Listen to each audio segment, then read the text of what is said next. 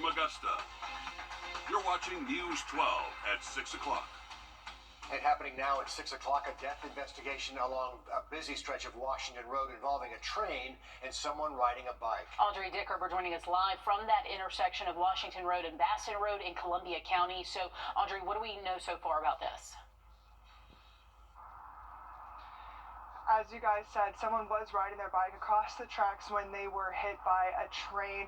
We are in between Washington Road and Riverwatch Parkway on Baston Road. So you can still drive along those roads, but you cannot cross in between them. And actually, we just got word that this train is backing up traffic towards Old Evans Crossing and Hightower Drive.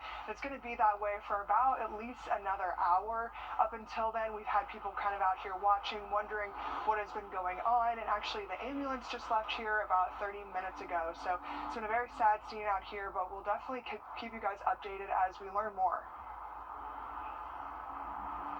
It's terrible, Audrey, and we're going to go back for an update. If you learn anything new about this story, just let us know. Audrey Dickerber there live for us in Columbia County. We have much more news ahead, but let's think things over now. First of our Chief Meteorologist, Riley Hale. Riley, you say we're in for a wet Friday. Wet coming up in just about 10 minutes. Thanks, Riley. You know, along with the possibility of closing and consolidating schools, Richmond County school leaders are considering another possible change, a big one, the potential for a modified calendar. But as Cindy Hood reports, they're listening to parents' feedback before making any big decisions. First, let's talk about the two options here. Neither option would go into effect until the 2025-2026 school year. Option 1 mirrors the current calendar but has 4 online learning days to give parents an opportunity to meet with teachers. Option 2 has a different look. It's a modified year-round calendar, which means the first day of school is July 24th, fall, winter, and spring breaks are each 10 days, and you get 7.5 weeks for summer break. Nothing is finalized here, but when the board meets again in March, they'll look at your responses and discuss. There's a lot to discuss here because there are thousands of responses in this public survey. One parent says, modified year-round will help students succeed and provide more vacation options for parents. Other parents disagree, saying kids should be able to enjoy the entire summer break, not just part of it. Employees chimed in too, saying the modified year calendar will help the students as well as the teachers. Meanwhile, other employees say year-round would be brutal, and other employees agree, adding, I do not agree with the modified year-round schedule. As a first grade teacher, I am burnt out often. So 2 options here, but the one final choice is up to the board. In Augusta, Sydney Hood, on your side. And the Board of Education meets on March 12th. They'll discuss the responses from this survey and take a look at the recommendations from their 5-year plan. The Richmond County Sheriff's Office is looking for Isaiah Burns. They say back on the 16th, he pulled a gun on someone during a robbery at the racetrack on Deansbridge Road. Deputies say he's known to hang out in the Georgetown subdivision. He could either go by Burns or Barnes, though. So if you see him, call deputies and use caution because he could be armed. The Richmond County Sheriff's Office says 21-year-old Caleb White, wanted in connection to the death of DeMond Parrish, will be charged with murder. His extradition hearing was at 3 o'clock this afternoon. Tuesday night, North Augusta Public Safety and other law enforcement agencies took White into custody. He's in the Aiken County Detention Center until he can be transferred to Richmond County to face charges here. In Wagner, the area's only medical center is preparing to close down indefinitely, but neighbors are frustrated and worried about the future of their health care options.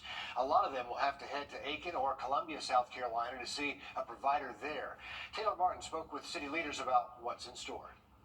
Wagner Medical Center is the only healthcare facility in the town of Wagner, but in 14 days, there won't be a healthcare facility at all. It's raising concerns across town about where people will get their healthcare services from when the medical center they know and love shuts down. The clock is ticking for Wagner Medical Center. I don't want new doctors. I don't want a new location. It's just way more inconvenient for me. It's way more inconvenient for this community. After losing staff, including the practice manager and a nurse practitioner, letters are now taped to the practice windows. City leaders say they were in the process of getting new owners to run the medical center when they backed out in the middle of the process. When I asked for the documents so I could get everybody to sign, they changed their mind. And so at that point, we started spinning, leaving people in town concerned. So I'm concerned at why they all of a sudden pulled out as quickly as they did.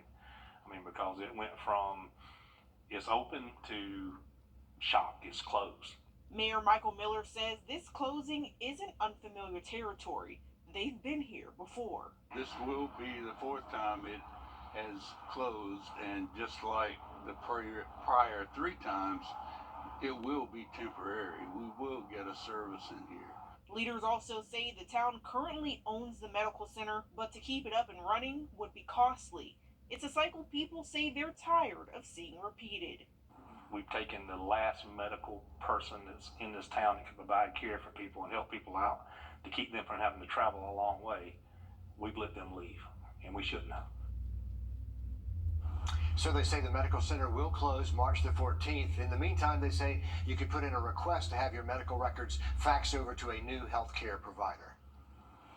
2 children died earlier this month in a house fire in Augusta. Unfortunately, it happens more than it should. Augusta has one of the highest home fire risks in the country. Last year, we ranked 9th out of 150 cities. Since 2022, the coroner says 7 people have died in house fires in Augusta. Nearly all of those cases, firefighters report no working smoke detectors in the home, which is why the Augusta Fire Department is teaming up to find solutions to make sure every home has a smoke detector. 3 weeks ago, Pamela Williams got the hardest news of her life. 2 of her grandbabies died in an overnight house fire on Moore Road in Augusta while they were sleeping. I thank God for the time I had because they were not promised to me, not nowadays. So I thank God for it. The fire department says there were no smoke detectors in the home to warn them of the danger. Taisha Clifford was just 10 years old, her sister Aubrey just 7. As a mom, my heart just broke. As a community member, and knowing that these are sisters and they're children of a family, and to know that this happened in a home because there was a lack of a fire alarm. Katie McCauley is the Chief Operating Officer of the Family Y of Greater Augusta, a nonprofit that has a lot of touch points with families in need and often at high risk for home fires, which is why an Augusta firefighter came to her with an idea to possibly save kids like Aubrey and Taisha. Chief Thomas Stokes was volunteering with the Family Y with their program, A Place to Dream, going out installing beds in homes for children. Well, while he was out, he noticed there was a lot of these homes that didn't have smoke alarms. Through the Place to Dream program, right now they're delivering and setting up beds and cribs for children in need, but often they find other needs while they're in their homes. One need they're going to start looking for is smoke detectors. And if there's any way possible for the Y to be able to step in and potentially save a life or put fire detection along with these beds, it is life-changing, and we want to be a part of that. They'll connect those families with the fire department, and the fire department will come install smoke detectors free of charge. We have this program, but some people may not be aware of it. The people getting these beds may not be aware of it, but partnering together, it just gets us into that many more homes to be able to help the people that need them. Turning existing pipelines to the community into partnerships to serve Augusta and hopefully save lives. And if you or someone you know needs a smoke detector, you can call this number, 706-821-2909. Ask for BJ McQuinn. They'll schedule someone to come out and install a smoke detector. We also have a link for how to donate or volunteer for A Place to Dream to help install those beds for kids on our website. They have a huge delivery this Saturday. You know, it's good to hear they go into a situation and not just focus on one thing, but they have their head on a swivel looking around for other problems to solve. There's so many opportunities, and they're using an existing pipeline to the community, to these underserved families. So I just love that working smarter, not harder together, these different groups that we're seeing finding solutions. Makes great sense. Well, still to come, instead of running on the football field, one former UGA dog is helping his driver run laps around a racetrack. We're going to meet a NASCAR bulldog in a moment. And we do have a soggy Friday forecast ahead, but luckily improving the weather by the time we get to the weekend. We'll have the full forecast next. Hey.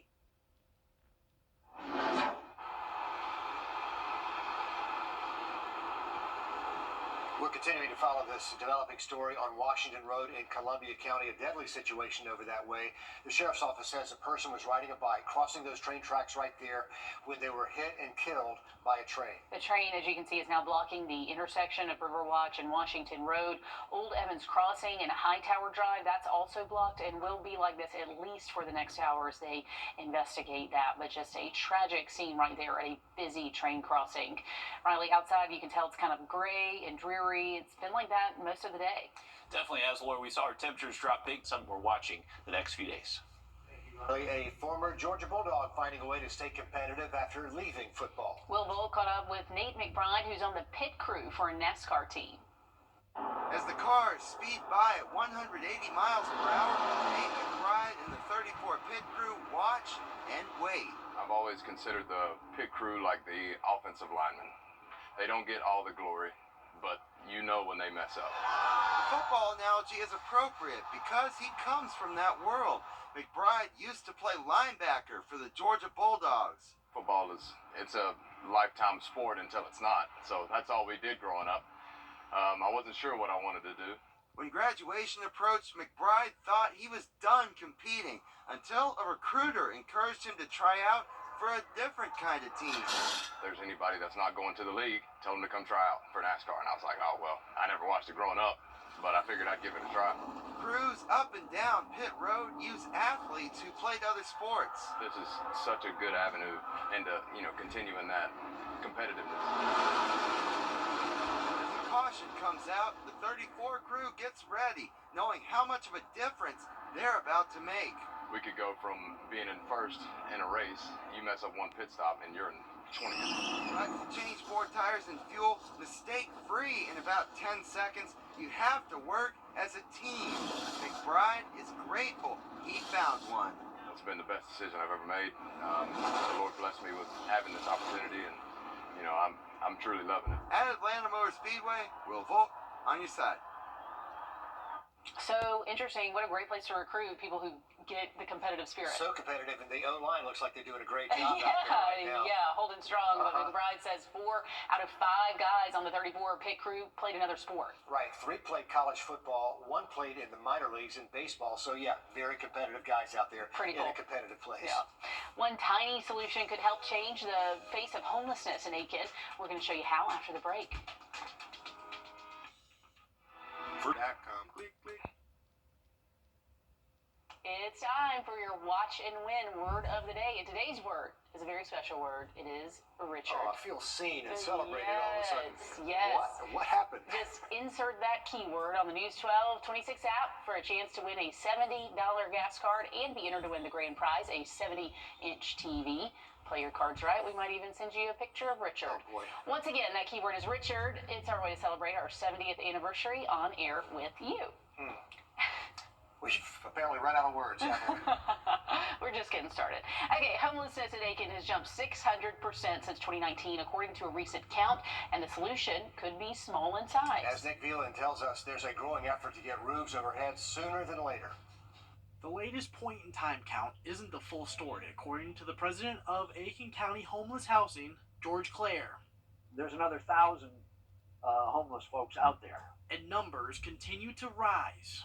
The homeless population is growing simply because, and as a whole nationwide trend, there's less and less very low-income housing available, and at the same time, rents are rising very quickly and wages are rising slowly. So George's solution is a tiny house community like this model scale here. And he thinks this quarter-size model is going to flip the script. The community is going to have to figure out some other solution, whether it's tiny houses, which in my opinion wouldn't be a bad approach, but or something else to provide people with housing they can afford. The community looks to be 20 to 25 houses. That's it. That's good. That's good. 4 times the size of this one. Looking to house those temporarily, but long enough for those to address their specific needs and get on their feet. Set them up with a program that deals with whatever issues they may have that's causing their homelessness, whatever it takes to get them into a position where they can go get a job. The houses will also provide a kitchen, bathroom, bed, and more. The city of Aiken currently is working to find the best option to change their ordinance to allow nonprofits to allow the community George is efforting. In Aiken, Nick Veland on your side. So all this is going to take some time, obviously, and right now, George says the team is identifying the best land for the project. Then they'll need to make the zoning changes through council. Once they get all that approved, we could see tiny houses. McKinley. Watch WRDW News at 5:30 weekdays for What the Tech. Sponsored by Augusta Preparatory Day School, leading the CSRA in STEM education. You can't see it.